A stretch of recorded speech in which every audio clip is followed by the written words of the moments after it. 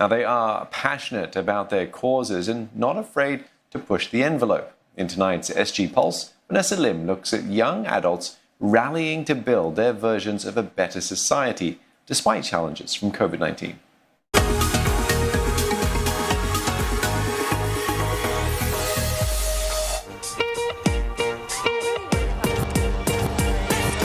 Hey everyone, good evening and welcome to my live stream where I'll be sharing with you a little bit more about my composting journey. You've heard her voice on the airwaves, and now you can see Charlotte May on your mobile device, nudging more people to go green in bite-sized videos. I put in my snacks in there, my apples. The former DJ dishes out content that ranges from how-to snippets to explainer videos to an audience of thousands. There is a huge spectrum, right, of what an activist can look like. You don't necessarily need to be out there in the front lines, and that's definitely not me. I would call myself a quiet activist. We really need to push for change. I really urge you guys to spread the important messages and even the unpopular opinions if we really have to. A lot of people write to me and tell me, hey, I've learned this from you, I'm doing it now. I believe in showing through my actions. Monkey see, monkey do. It's not that people don't care. They are not educated. They don't know the urgency of it all, so I don't blame them. If anything, I seek to impart knowledge to them and maybe understand why they are where they are today.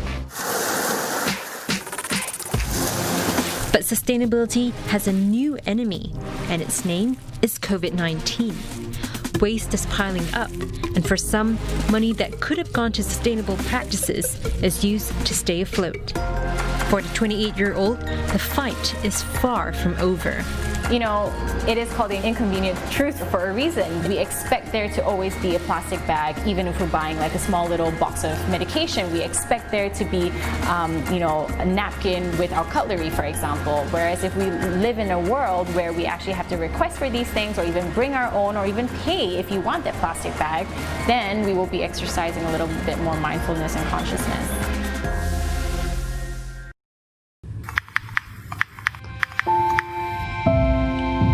We were doing our very first care package during Christmas, and I met this little girl.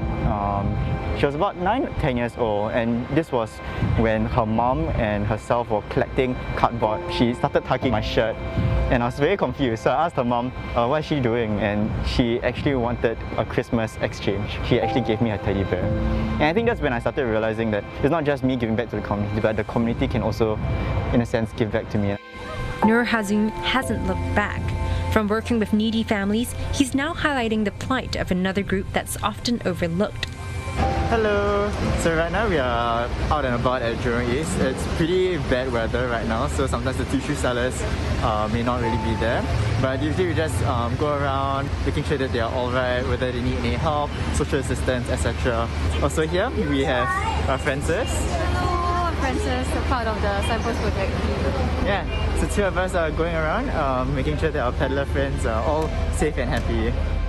Hazim's non-profit, the Signpost Project, rustles up volunteers to befriend and support vulnerable seniors. His cause is now 40 strong, double in size from when the pandemic began. There's a lot of media attention with regards to how with unemployment and how vulnerable groups are actually facing increasing pressures from unemployment and maybe the lack of resources as well. There are a lot of Singaporeans who stand up and others started their own initiatives, are very willing to help out other initiatives to really help the vulnerable families. Especially as a young person, it's much easier to say that, hey, if I can do it, others can too. It's much easier to rally friends or rally peers, and especially using social media to rally people on board into a common cause. It's much better. Some people may not take me seriously whenever I advocate for these issues. Oh, as a young Singaporean, what do you really know? But I think as I share the experiences, that's when people start taking me seriously. Hazim already has volunteers, but online, he needs to find a louder voice. Everyone deserves kindness.